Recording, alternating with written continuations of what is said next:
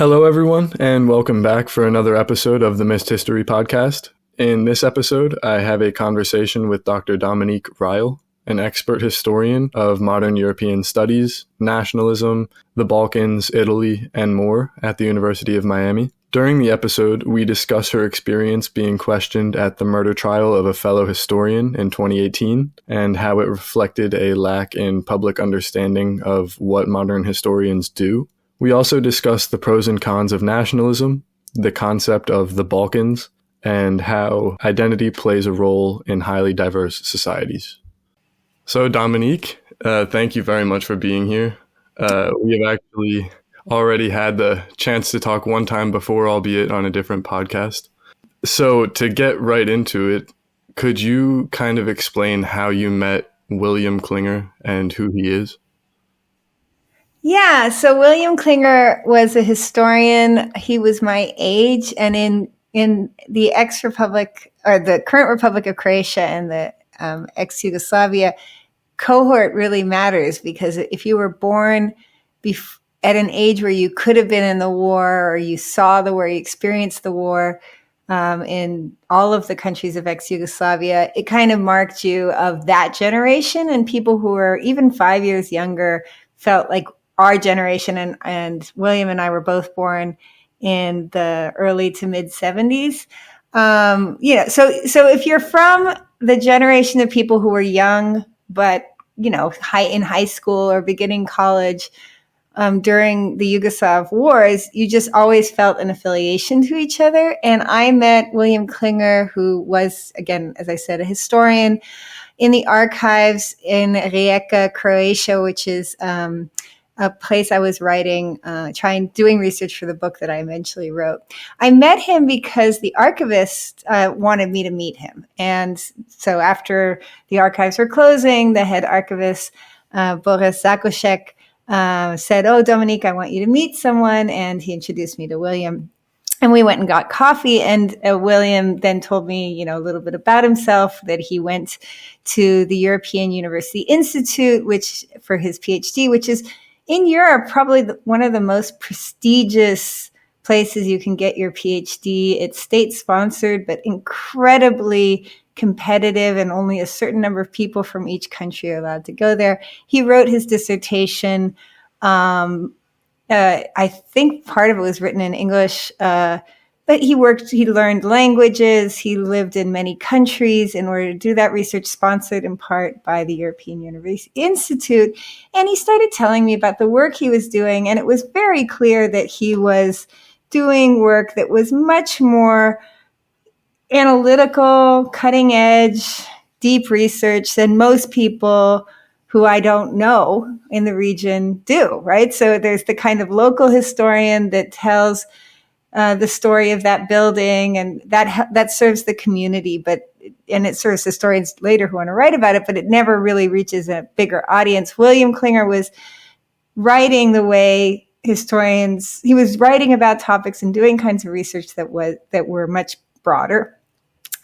And, we didn't know each other, but we quickly recognized we had very similar interests. And so whenever I was in the United States and had a question about a source or something, I would email him and ask him, and he would answer almost immediately with far more information than I could have ever hoped to expect. I think we had coffee twice and lunch once. So we were not friends, but we were that kind of colleague that counts on each other to care about the same issues and help each other. And he was in a very bad professional position. He lived in Italy, on the borders between Italy and Croatia. He had a wife and 2 kids, and he worked in a kind of history society in Istria, but that was like a part-time job that didn't pay well. And I only found out after his death that he was also working extra shifts as a freeway attendant. I mean, it's just incredible, right? That someone who has his PhD. And he started asking me about how he could make his life better, like how he could get a better job, how could he get the kind of recognition that in many ways he did deserve and he wasn't getting. And so I would send him emails and indications of, well, you should apply for a postdoc. in the United States or in Germany or in Britain. So you get more, exposure to people who write European history and not just regional or local history. And that will help you when you apply for jobs because you'll have it on your CV. And, maybe you'd like to apply for an editorship for a journal or a prize committee. That will help you get more exposure. And I was just telling him all these, like, for an American, very normal things, but he was never trained that way. And I didn't hear very much of it. And I said, I'm happy to write a letter of recommendation for you, but there are much fancier people out there who I'm sure would be happy to write for you. And I gave him a list of fancier people. And I never heard anything about this. And then he sent me an email right a couple months before his death saying he was coming to the United States and that he had gotten a job in New York. And I had assumed he had gotten a fellowship at the Remark Institute at NYU because I had encouraged him to apply for that. And the people at NYU really care about Mediterranean history. They really care about European history. And where were you working at the time? I was at the University of Miami, where I still am. So he said, well, maybe we'll see each other when I come to New York. That's the last I heard. And then I got a phone call from a very good friend of mine, also historian, Emily Grable at Vanderbilt University, saying, you're in the news. And I'm like, what? And William Klinger had been shot in the middle of the day in early January, I think. And the killer had said that he had killed William Klinger out of self-defense because he had fallen into a rage because he had left his family in order to have an affair with me. And this killer created this whole crazy story. And then I saw that the police were writing me, and I immediately wrote the New York Times and said, get this off your newspaper. This is all a lie. And I felt so bad that his wife and children would be affected by this terrible man's lie. And they immediately took my name out, but they left this insinuation in the article. And then the police asked me to prove that the killer was lying, and that took 1 second. I mean, just showing my credit card bills, and I gave them all the email exchanges between us, and it was just kind of like a killer who just makes stuff up and doesn't realize how much, a liar who makes stuff up and doesn't realize how easy it is to prove a lie. That insinuation somehow would set him free. And this whole thing then turned into months of the prosecutor asking me if I would be willing to testify at the trial in New York City, and the police asking me to give more and more information, all of which I was happy to do. And eventually I was called, I think a year or so after the killing, to give testimony. And that was strange. The New York City, New York City paid for me to fly from Miami to go to Kew in New York City and Kew Gardens and they put me up in a weird hotel that they always use for witnesses. And there was this whole system of coupons, like that you give your witnesses so they don't have to spend money, but you don't want to give them money. And the hotel people know not to ask any questions because the whole thing was insane. I get there and I get called in to testify, and they start asking all the questions that I just described. How do you know him? And, did you have a special relationship or something? All of which I said no.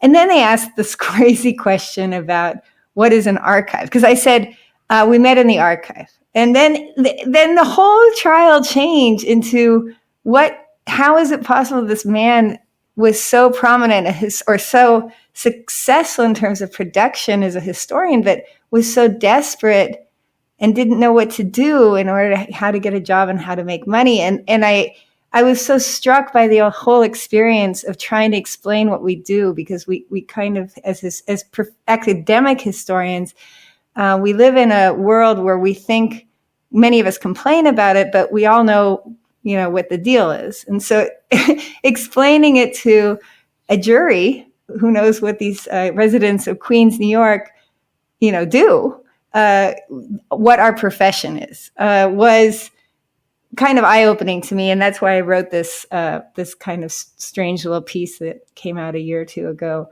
about the trial and the killing. And I don't know if you agree, Luke. I think that the real danger wasn't just the crazy guy who killed this man to steal, $70,000 or whatever.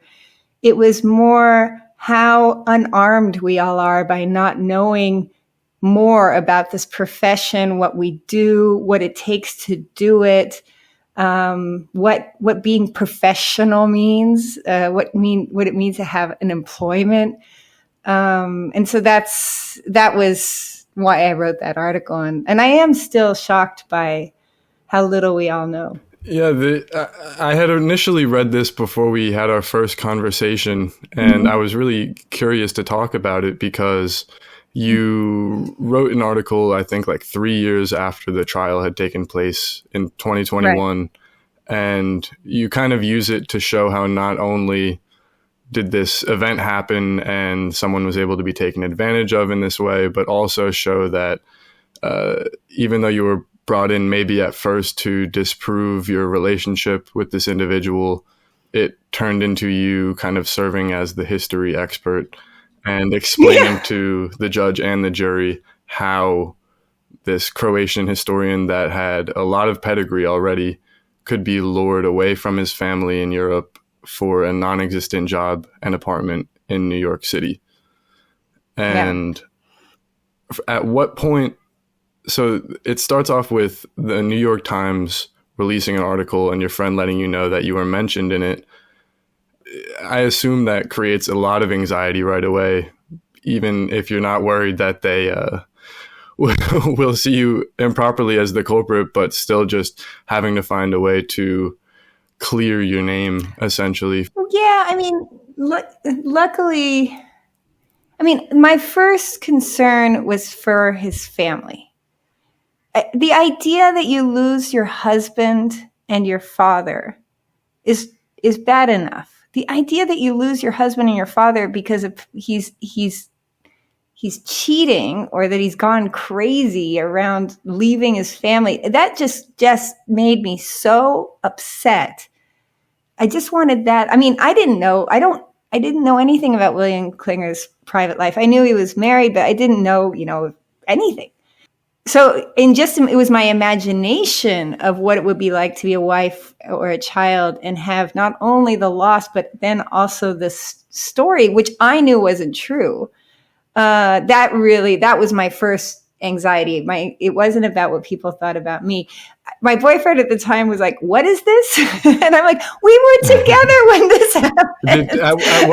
Did you reach out to his wife before the trial took place? No, I didn't. I asked the prosecutor if I should, and she said it wasn't necessary. Again, my mother died a week before the trial, so I was a little kind of very, I was happy to go there in order to do my duty, but I was also very emotionally raw, and the prosecutor knew it, and she kept on thanking me for coming in that circumstance. And I said, should I reach out to her? And she said, you know what? You don't have to. She knows it's not true. I'll send her the transcripts. It's fine.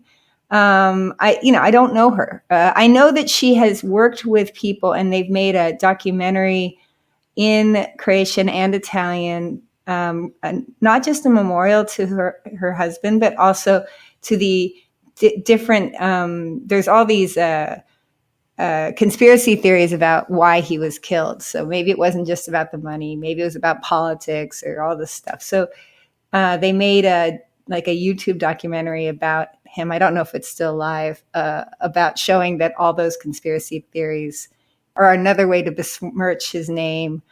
I read through the original Times article, and one of the theories that it references is that he had been killed for some reason because he was doing research on Tito.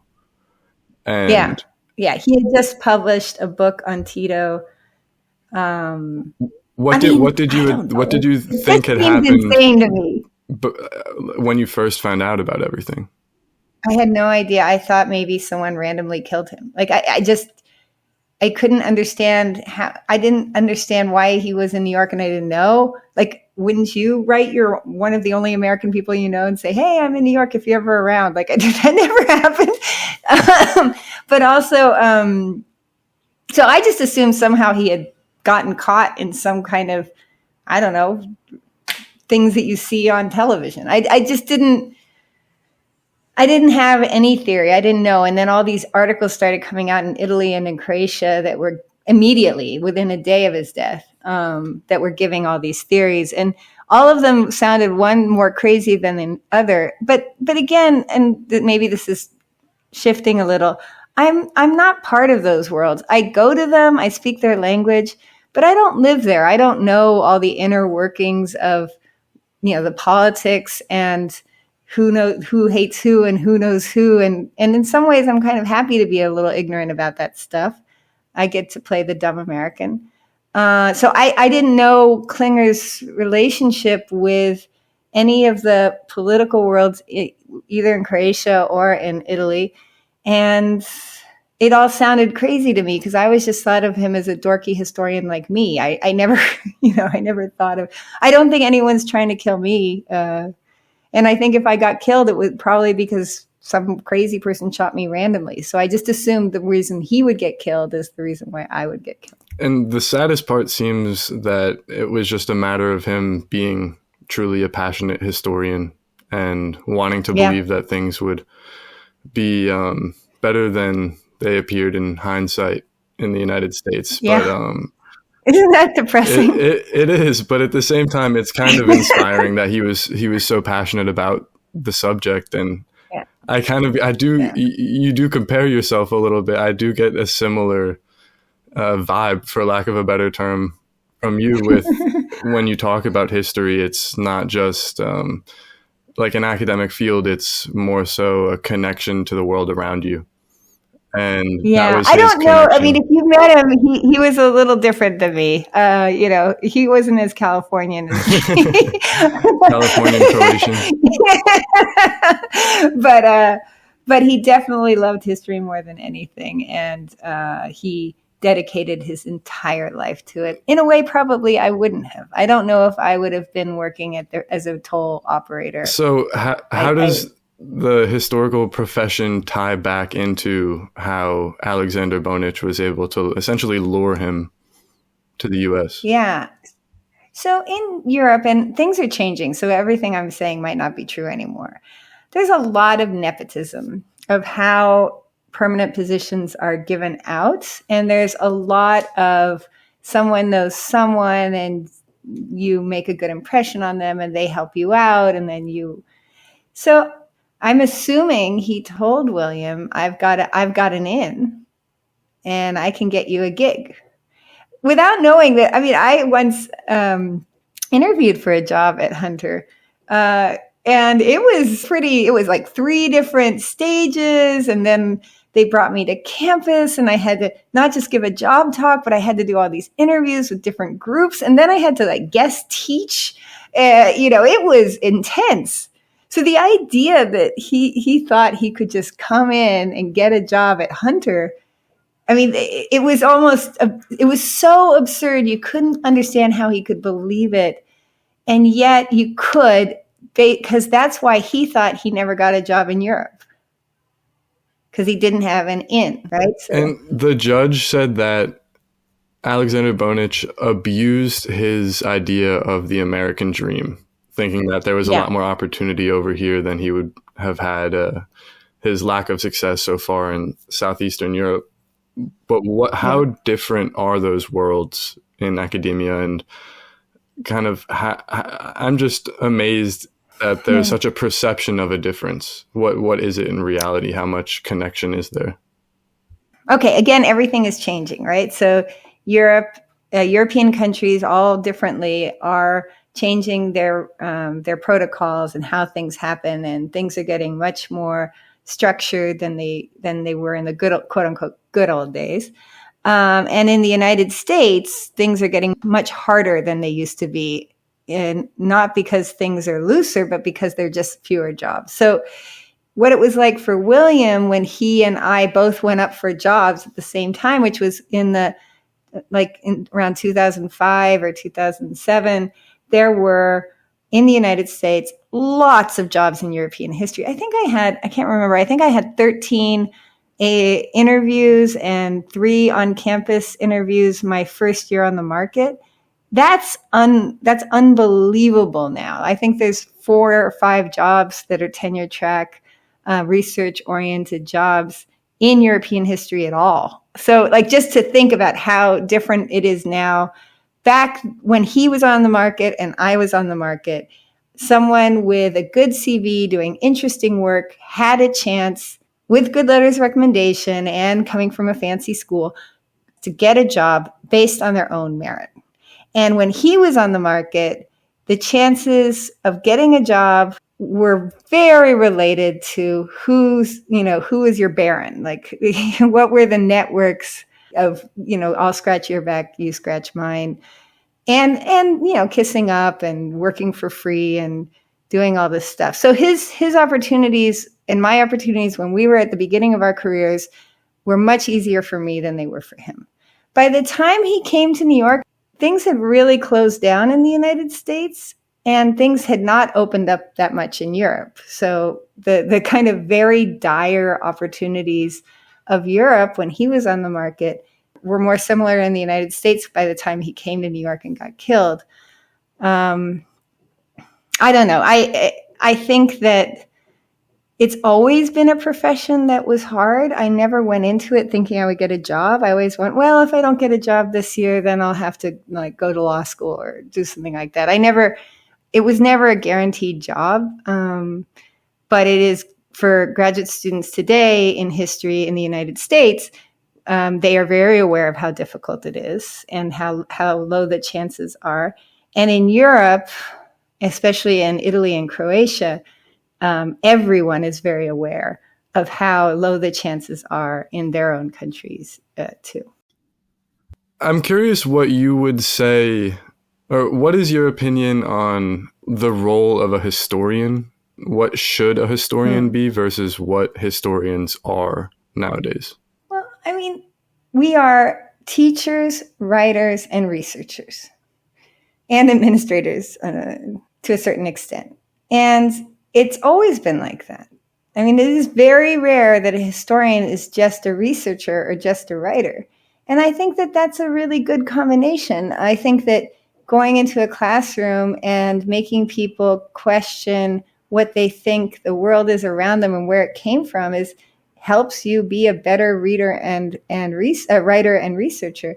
So I think that what a historian has been up until this point has been a kind of pretty sweet gig in which you got up in the morning and you didn't have that nihilistic vision that no one cares about what you're doing, because you were going into a classroom and working with students from all ages, from all backgrounds, who were all studying different things, and you were in communication with them. And that felt really good. It made you feel like you were doing something. And then you would have these passions about trying to learn stuff and trying to explain why the thing you're learning is interesting in reading and writing and researching, that made you feel creative, right? That made you feel like you were creating new cultural imaginaries of the past, or of what the present is relation to the past. I think today it's getting a little harder to speak optimistically, because it is ever harder to get the time off to do research or the subsidies to conduct the research. Fewer people are reading history, so publishers are less interested in it. It's much more commercialized than it used to be. University presses are being put under enormous pressure. Universities are being pressured to cut investments in the humanities. And so what's happening now for a lot of historians is that they're wondering if this is what they signed up for. There are exceptions to this rule, but I think that if you speak to most historians in the United States today who aren't independently wealthy, there's kind of a crisis going on of what are we doing? Like, are we teachers only with a dissertation we wrote that we luckily got to turn into a book, but we'll never write another one because we'll never have that kind of support again? Or are we administrators? There's a crisis going on, and I hope that it gets resolved. Obviously, the Californian that I am, I hope it gets resolved in a way that we know what we're doing. But right now it's feeling a little scary. The two-sidedness of being a teacher and also a researcher has always interested me, because on one hand, you're trying to help the students find the answers, but as a researcher, you're trying to find the answers yourselves, or maybe even the question to be asked. So you've published 2 books at this point, both of which I would say on different scales look at nationalism and kind of the pros and cons of it and how it's developed in Southern Europe. To any extent, do you feel that your search for an understanding of multinationalism through those 2 books kind of reflects a desire in some way for what if during those eras these ideas of unifying around nationalities or like embracing the plurality overcame more so these more traditional narratives of, oh yeah, all these different nationalities rose up and kind of had feuds with one another and there was just fighting?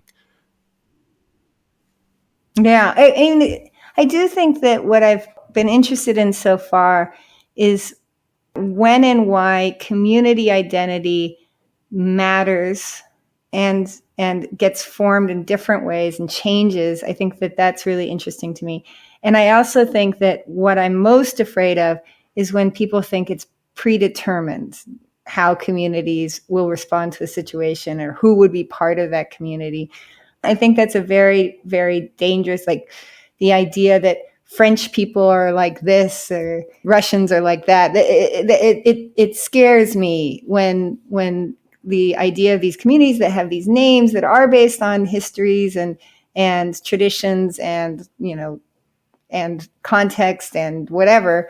I don't like it when they get almost racist, where it's like a DNA of nationalism that will make communities behave a certain way. So I think that up until this point, I've been trying to really show there's a creative force in a moment of people that they make their national communities mean something to respond to their fears or their needs or their interests. But it all gets so cliched, right? It all starts sounding the same, and so we can easily start forgetting why things happen and just assume that that's just how it was going to be. And unfortunately, in the early 20th and mid 20th century, a lot of the powers that be did have very cliched visions of especially communities in Southern Europe, but Africa, Asia, Latin America.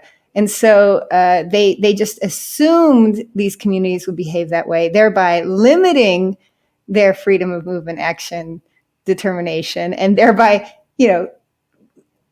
creating precisely the cage that they said these people were encaged in mentally. So I don't know. I think that the fear of continued violence around the idea of nationalism has definitely been one of the major thrusts to my research. So you would definitely lean more towards the side that, let me just pose the question. Would you say that nationalism exists more so as something for individuals to identify with and come together? Or is it ultimately going to be more harmful as that community is mobilized towards a certain idea which may not be good? Well, I teach a course, it's like a lower division, so for freshman and sophomore course called Nationalism, Love Thy Brother, Hate Thy Neighbor. And in it, I show all the good things that nationalism can do, and then also all the bad things it can do. So what is nationalism? Nationalism is the civil rights movement. Nationalism is when there's a hurricane, the people phoning in money from all over a country or to help those in need because they feel connected. nationalism is the idea that poor people and rich people are equal in a community. These are the precepts of the nation, right? It doesn't matter if you're rich or poor, you're a member of that nation. Those are pretty cool ideas. I love those ideas. They're anti-feudal. They're highly democratic. And they can and often were mobilized for justice. But nationalism can also be exclusionary, xenophobic. You're not one of us. We don't want to help you. Or the fact that you're here endangers us. It can be both. And in fact, the same national community could have had some of what I would consider most admirable moments of nationalism and some of the most despicable. It's both possible. It's what you do with your feeling of community that is important. It's not the idea that a national community is the anchor to how you organize your life that's necessarily the problem. It's what you do with it. Do you think that the European Union is an organization that promotes a newer idea of like continental nationality or like European nationality, or do you think that it's a bit more scattered than that? I think that one day, hopefully it could. I think until now, it's been a very federative idea. So it's, when you're watching the World Cup and you're like, everyone's all over the world is watching the same thing and they're all responding to the same thing. It gives you this feeling of camaraderie, and that feels really great. But it's all about rooting for national teams against each other. It's all about actually identifying being part of something by being separated into different leagues, right, or different teams. And in many ways, how the European Union has been structured and how it's promoted itself has been based on the nation, right? So it's the United Nations of Europe in some ways, right? It's Italians who are in the EU. I know of very few people who identify them as EUians. They might identify themselves as Europeans, but that existed before the EU.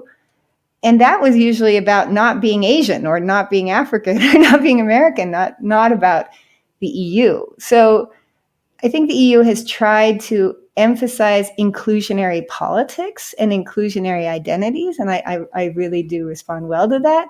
But I don't think it's created a Europeanness on an identity level yet, or maybe it is now with, I think maybe COVID did something, or I don't know, maybe it is, and I don't know yet, and I'll be embarrassed about saying what I've just said. It's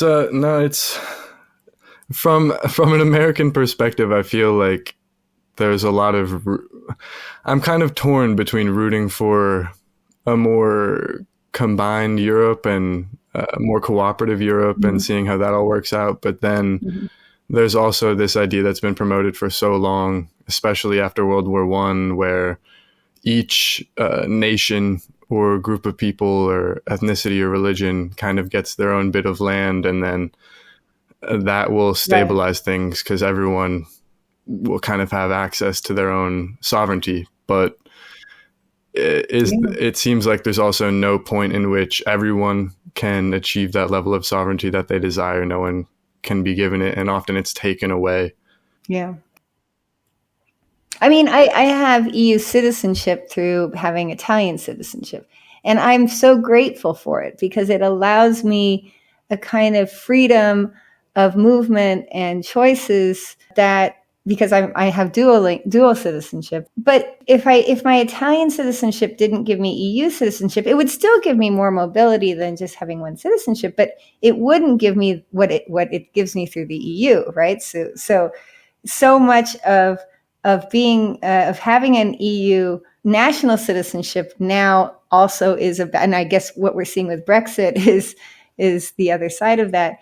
There's no doubt that the EU creates incredible opportunities for people who are mobile enough or interested enough to use them. But it also gives a sense of powerlessness, and the big bad bureaucrats are the ones that are ruining our world. That I think probably explains a lot of what's going on politically in most European countries right now. And I don't know how we're going to get out of this. I hope something good happens.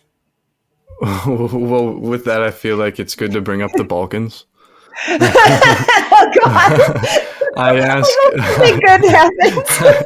It had to come up at some point. I Oh, I asked the followers of Missed History beforehand if there's any questions oh they no! want Yeah. asked, and I'm saving the Oh second God! batch for the end of the conversation. But a lot of people were asking about where the idea of the Balkans even originated and Oh, why it's such a confusing area for people from right. outside of it. How did all of these different nations arrive, and why were there periods where there was a lot of unity? Mm, How was someone like Tito able to kind of balance those mm, nations? But nowadays, you see that there's more and more breakup since the 90s. yeah. How do you start to even explain the Balkans? Wow. Well, I mean, that's like the hardest question. There's a wonderful book called Imagining the Balkans by Maria Todorova. And she basically tries to give us a history of when did this term start meaning something and how the meaning of that term kept on changing and what were the politics of promoting that term. And in her work, it sounds like maybe only the Bulgarians really were proud of the idea of being the Balkans, and that in general it was a derogatory term used to orientalize Southeastern Europeans, especially those who had been or were under the Ottoman Empire.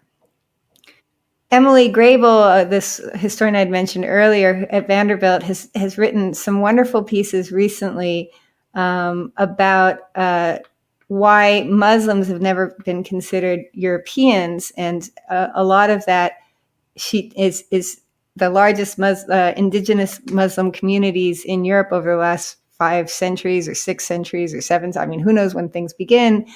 Um, we're from the Balkans. We're living in the Balkans. And so externalizing Muslim communities is the same as externalizing Southeastern Europe from a Christian European vision, regardless of the fact that there were so many Christians living in the Balkans that, why is Muslimness external? It goes hand in hand.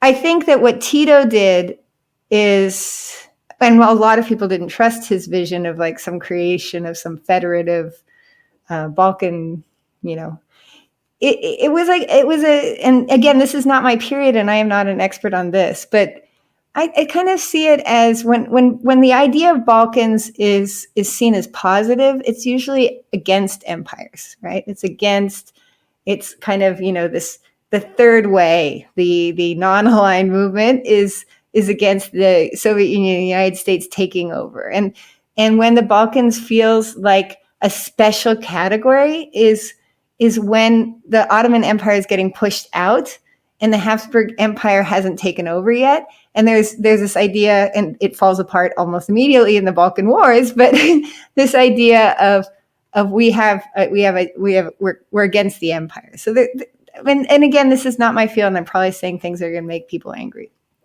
But It's um, I think it's but impossible not to say anything it's that makes someone personally not angry. to, but personally for me, it's precisely because historically it has been seen as a negative term that to me it has no negative connotations whatsoever. It's a geographical term.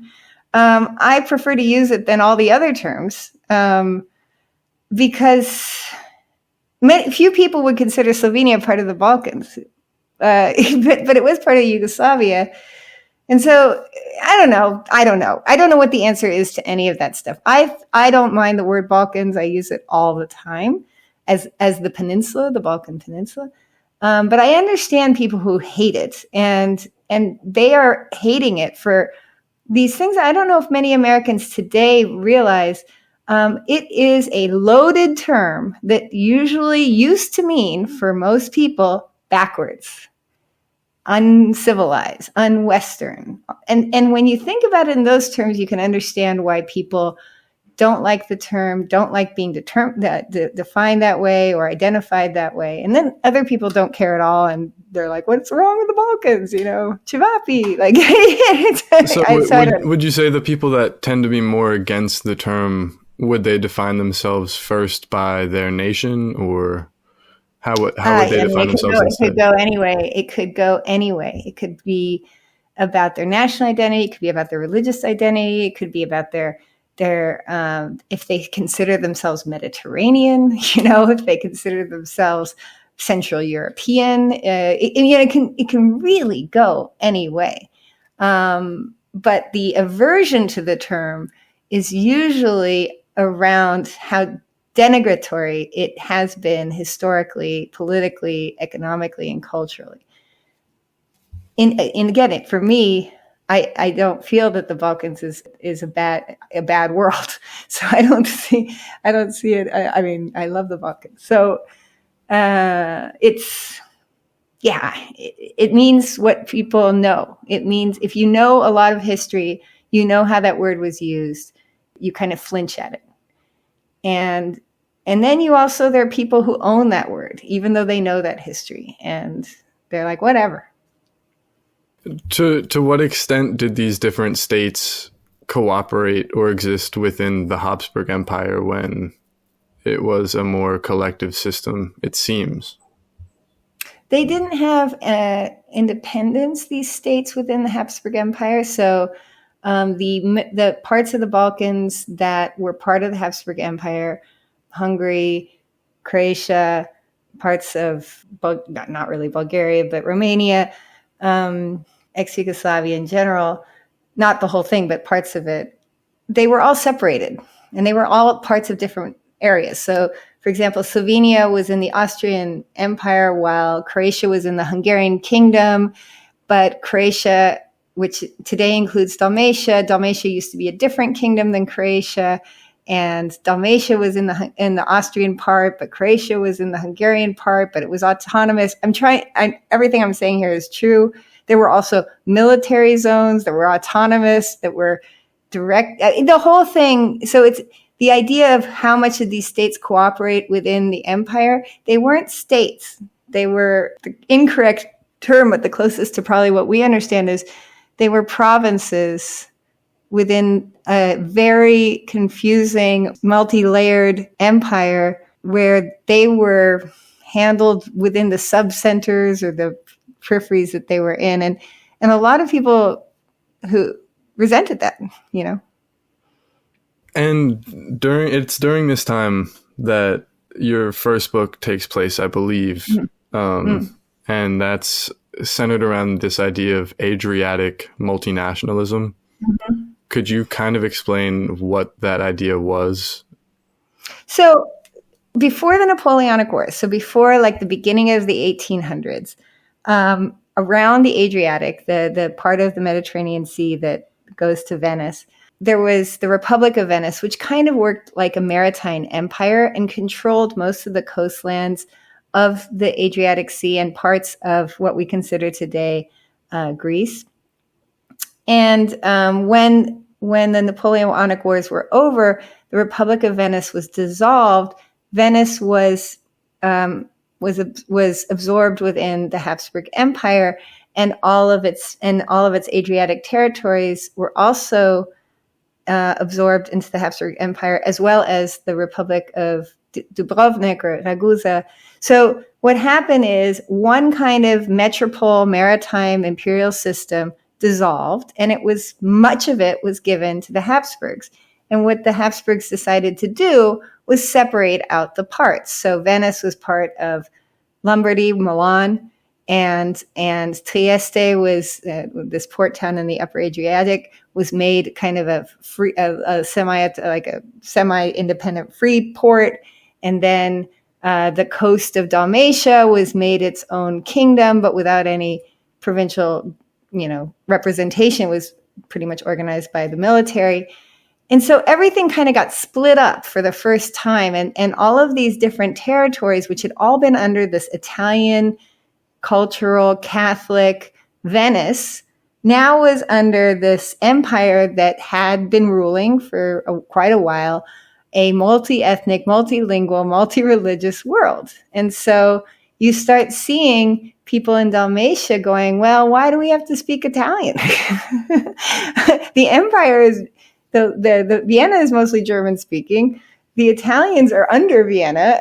The majority of our population speaks what I would call South Slav language or dialect. So there is a change that happens in the Adriatic where you have these movements, which is happening throughout Europe, of nationalism about like our state and our world should be organized by our values and our language and all this stuff, except the Adriatic now was now not part of a one language, one religion system. And so there was this idea of some ideas that they use is like, we'll be like the Hansa, like the League in the North Sea in medieval and early modern times, or maybe we'll be like America, right? We'll have like lots of different states that all have different, religions or identities.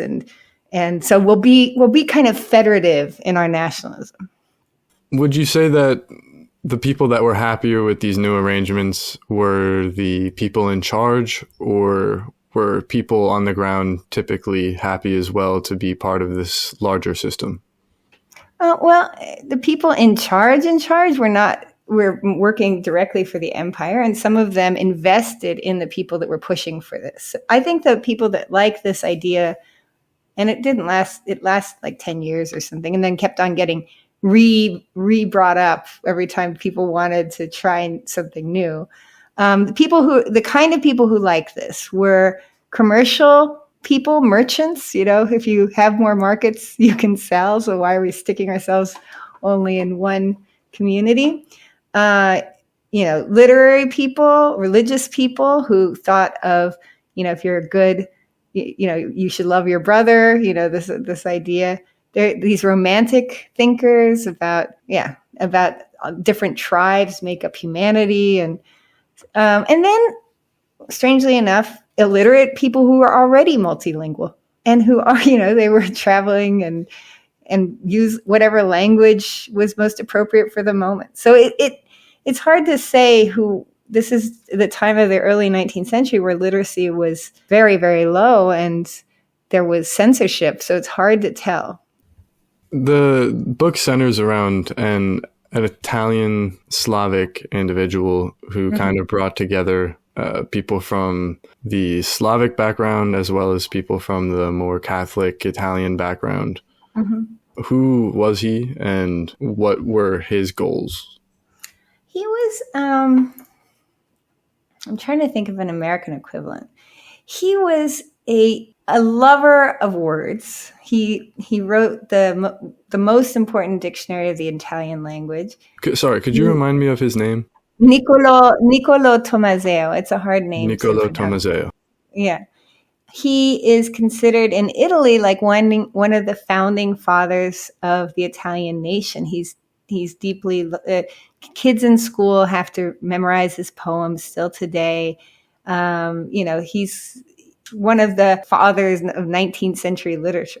He was deeply Catholic, but he was he was like a social Catholic. He believed in helping the poor and what is true grace is the downtrodden. And but he was very ambitious. He did not come from a rich family, so he had to make his way through his pen. And he was raised when the Venetian Republic, this system that I was telling you about that was or all organized around Italian speaking. He was raised in that world. And so when he was a teenager, you can see in his diaries, his mother was Slavic speaking. He wanted to get rid of every trace of being Slavic from his cultural background. And then he moved, for one reason or another, he moves to Paris and he gets really sick. He gets syphilis, his parents die. He has basically like a nervous breakdown.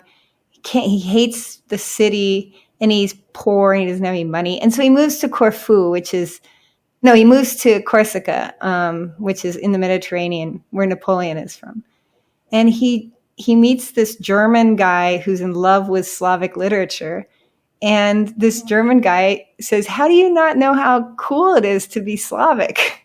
And just basically gives him all these poems and histories about the amazing Serb revolution and all this stuff. And he has an epiphany that he had been trained to hate himself.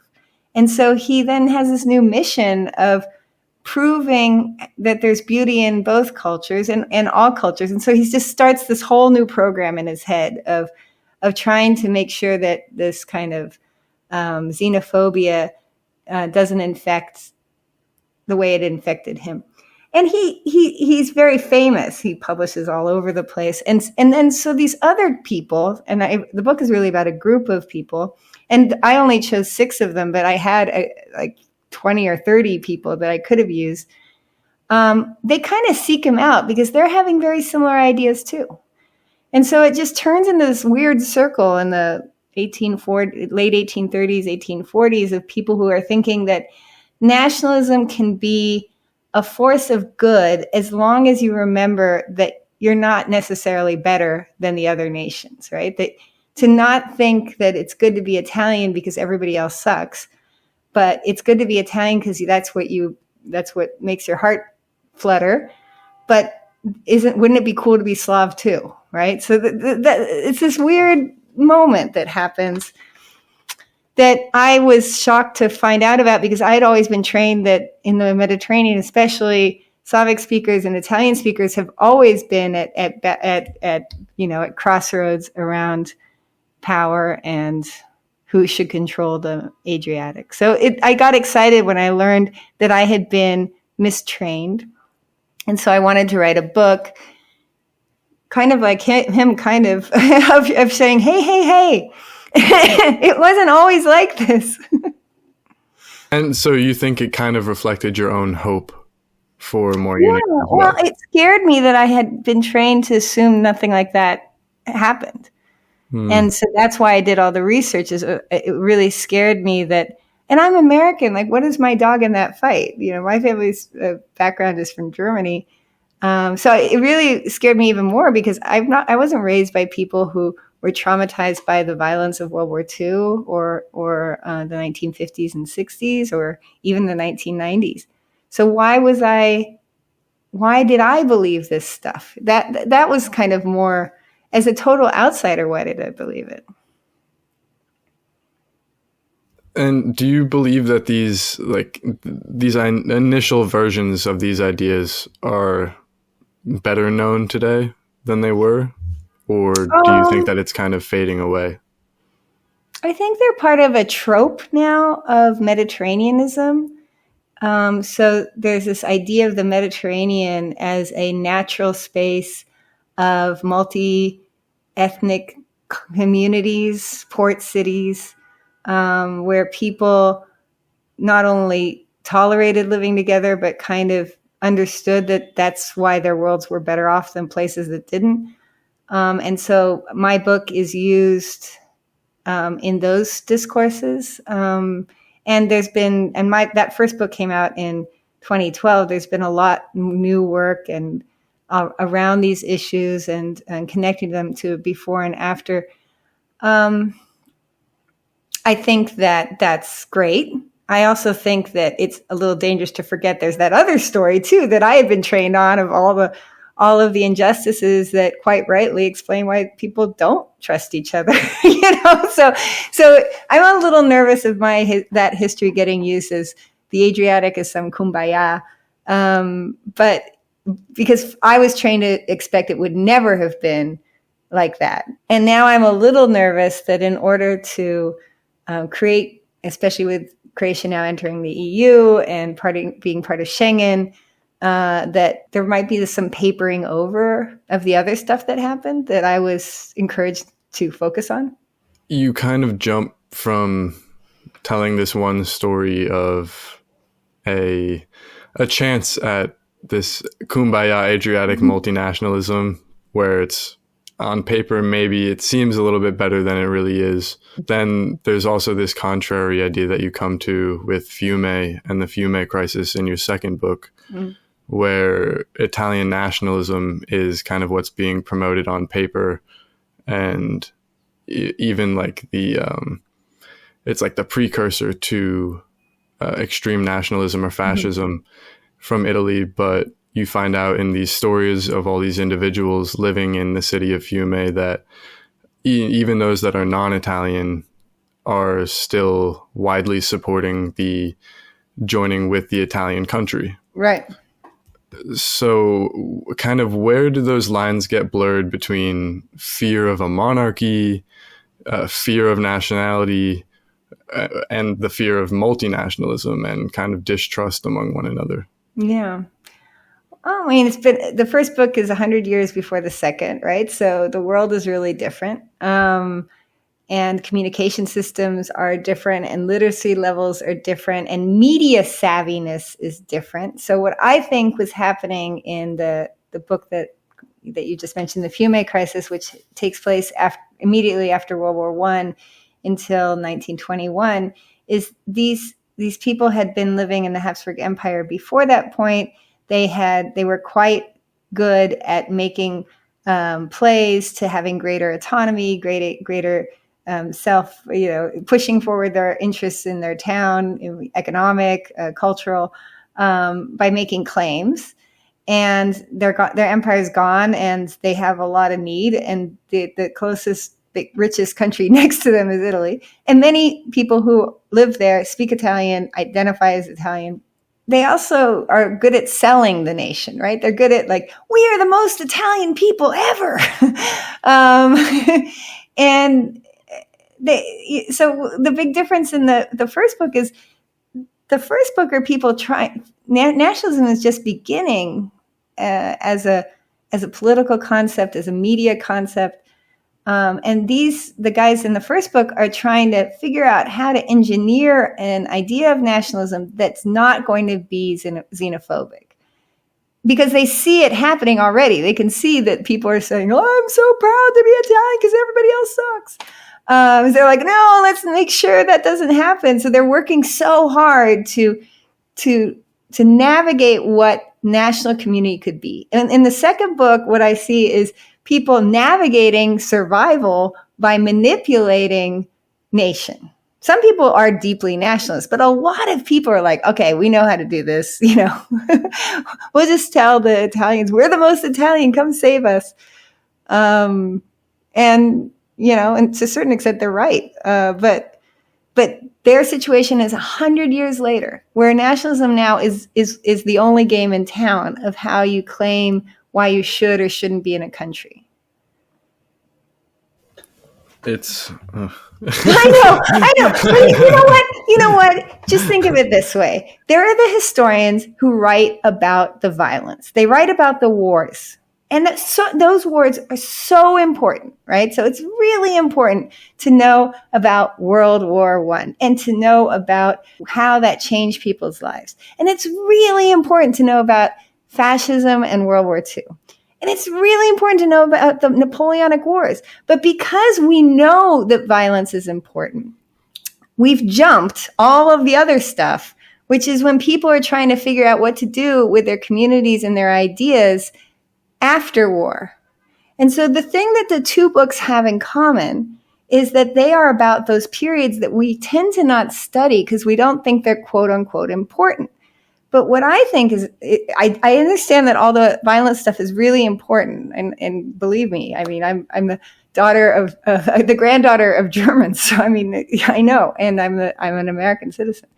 I understand how important violence is, but I also think it's very dangerous if we think that violence is the only important history. And so, what the two books have in common is a specific moment in time where people think that they can navigate their worlds to get what they want or avoid what they fear around the idea of national community. I struggle to find words because it seems so reflective of history in general. And I guess the more pessimistic view of history where there's these groups of people and they're trying to find a way to work together, cooperate so they can produce and take care of each other in larger numbers. But eventually the ideas, whatever they may be, of bringing them together are commandeered or taken to an extreme that makes other people not a part of it. And that can often lead to violence or very oppressive politics and so on. But in the end, there's also all of these ideas that come from it that can be used to unify people. Yeah. So again, it could go either way. It really just depends on what the situation is. And that's what makes it so fun to be a researcher, right? So what is the difference between someone who writes like one of these grand narratives and they piece everything together so it fits together nicely? And those are fun to read, right? They're very philosophical. They make you think about, humanity and the world, and they give you a nice structure. But someone like me loves to go in there and question everything and figure out, well, did this really mean this to those people at that time? And so I have fun because I get to, at least I feel like I get to learn about how important it is for us to paper over what people were actually living in order to create these grand narratives, and how dangerous that feels to me. I mean, we know this as Americans. We know that that there were many people living in the lands of the United States that were not seen as human beings, people, or worthy, or what the American Revolution was about. And now we question everything, right? We don't think that what we are forcing ourselves to not trust the grand narrative. And we are learning so much about the past. At the same time, we're learning in the present about the pitfalls and seductions of grand narratives, right? They help bring people together. They give you a clear vision. They're easy to read. They're easier to read because they explain why it's all getting put together. But they can also be incredibly dangerous, right? Because they then cover up all these other things. In European history right now, one of the most exciting fields is, I think, the history of Roma. Romani, the old politically incorrect word was gypsies, because that really questions community identity and statehood. And also the almost universal aversion to Romani communities throughout Europe. And so what these new scholars who are doing this incredibly complicated research, because finding these communities on paper form has been obstructed in many of the same ways as what we've experienced in American history with Native Americans or enslaved people. Romani history for Europeans right now is feeling like, oh my gosh, how much have we been telling everything around these national identities? Or again, so anyways, I'm just saying that I love what I do because I like blowing up the sure thing. It makes me feel excited that we can still learn more. I would be very bored writing a quote unquote concise history of Italy. I think I would have a nervous breakdown because I would constantly be thinking, oh my God, I can only think of 10 counterexamples for each example I'm using. So the kind of mind I have doesn't want to do that big thing. But I think that as long as I concentrate on writing in a way that's about life and that's about all of us aren't identified by the state that we're in, we have other stories too, that maybe people will want to read it and they'll get to have some, I don't know. I know that's the kind of history I like. No, I agree completely. I think that's a good way to kind of wrap it up as well, because for all the bad, there's the good. Right. And for all of the pessimism, there's also the optimism. Mm-hmm. And there's the sneaky, right? Like there's also... Exactly. Sometimes the unexpected is what adds color to it and makes it more exciting. Totally. I mean, right now I'm really into the sneaksters, right? The ones that intentionally put us off track. Gabriele D'Annunzio? No, that guy you could keep. I like the people that have 17 different identity cards and just use whichever one is more appropriate for them. Yeah. On one end, I feel like nationality is just kind of more recent form of ethnicity. If that makes any sense. That's the age-long question. And don't get me into trouble, Luke. I won't get you in any trouble. I guess I wasn't sure if I was even going to ask this question. I was thinking I would put it at the end. Because when I put your background on the story for the followers to put their questions, I put expert in Habsburg history. And obviously, whenever you open up the Habsburg idea to the internet, the response is, were they really inbred? And how does that play a role in their actual history? So with the parting question. So I was just at this huge conference in Vienna in early December. I call it, my nickname for it is the Habsburg All-Stars. And pretty much everybody at that conference has worked in Vienna heavily in the archives, and they all have their favorite restaurant, and they all have their stories from when they were graduate students or they live in Vienna, So, and they all know, and one of my dear close friends and colleagues, Alison Frank Johnson, she wanted to go to the Sissi Museum because she wanted to take a picture of Franz Josef Emperor's desk for the new book that she's writing, because she talks about the desk. And another very, very famous, wonderful historian, Tara Zara, and I said, okay, we'll go with you. So we go into the Sissi Museum, and it's packed with people, and everyone's taking pictures. And they both know so much about Habsburg, lore. And I'm like, I don't know anything. And they're like, what? You're a Habsburg historian? And I'm like, yeah. I work on some of the peoples that were in the Habsburg Empire. I know almost nothing about all those things. Like I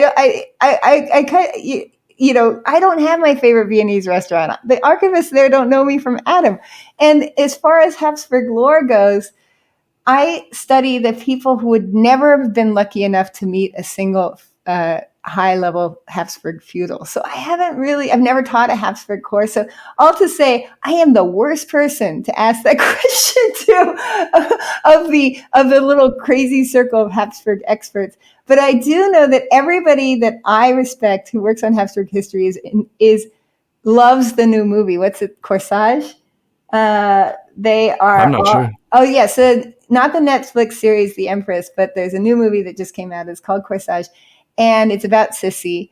And, they all say, of course, there are fictive elements, but they're like, no, this is really what we would assign in a course. So I will not answer your question, but I will give and no one's paying me to do this, film that if you like Habsburg, understanding these feudal story or the emperor's story, you might like that movie. There's a new book that just came out on photography and painting with the Habsburgs. I'm sure there's a beautiful short moment talking about the nose or the chin, and if it is a degenerative disease. There is no doubt there was a lot too much inbreeding, so I can imagine it's all true, but I don't want to say anything that's wrong. How much inbreeding is too much inbreeding? Well, of course, I'm concerned if I've ever met your mother, no way. All right, so I feel like that's the best place to end it. That's my lessons. Oh my goodness. Thank you so much once again for being on. It was fun. I hope I wasn't too inchoate. No, it's perfect as always. Your optimism and passion for history and the people that weren't necessarily talked about as much as they should have been, it shines through. Thank you. And if anyone interested in Dr. Dominique Reill's books is listening, her first book, which studied Adriatic multinationalism, was Nationalists Who Feared the Nation, Adriatic Multinationalism in Habsburg Dalmatia, Trieste, and Venice. And her second book was The Fiume Crisis, Life in the Wake of the Habsburg Empire. Thank you. Thank you.